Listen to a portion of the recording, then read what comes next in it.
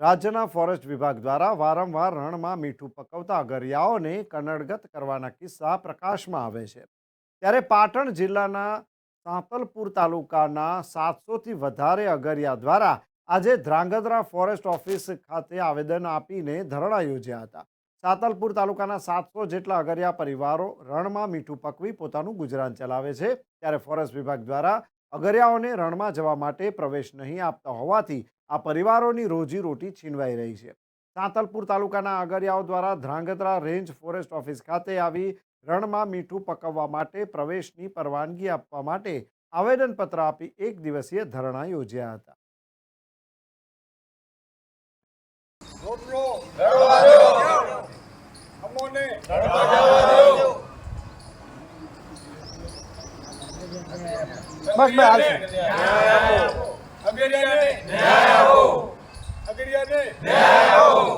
મારી પેઢી દર પેઢીથી મીઠું પકવી અને અમારું ગુજરાન ચલાવતા અગરિયા છીએ, જેથી 12 મહિનાથી તો અમારે પહેલાં જે સિઝન દરમિયાન ચાલુ હતી, અગલી સાલ ત્યાંથી હેરાનગતિ ચાલુ, આ સાલથી બિલકુલ બંધ. અમારી આજીવિકા છીનવાઈ ગઈ છે. રણમાં પ્રવેશ ના આપવાથી રોક્યા છે. અમારે ફોરેસ્ટ ડિપાર્ટમેન્ટ દ્વારા અમારે પ્રવેશ આપ્યો જ નથી, અમારે રોક્યા છે. તેથી આ સાલ અમારી રોજી આજીવિકા છીનવાઈ ગયેલ છે અને એના સિવાય અમારી કોઈ બીજી આજીવિકા પણ નથી. તો આજે અમે એમને આવેદનપત્ર દેવા પણ આવ્યા છીએ, એમને સ્વીકાર્યો લીધો પણ છે.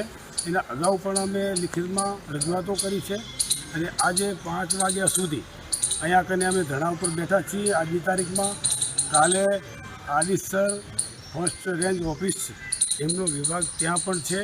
ત્યાં કને અમે 25 કુટુંબો પરિવાર સાથે, નાના બચ્ચા સાથે આખો પરિવાર, એવા 25 કુટુંબો પહેલા દિવસે બેસશે, બીજા દિવસે બીજા 25 કુટુંબો આવશે. એ સ્ટેપ બાય સ્ટેપ 7 થી 8 દિવસે અમે બેસશું. ત્યાં સુધી અમારે ન્યાય નહીં મળે તો એ ધરણા એમને ચાલુ રહેશે.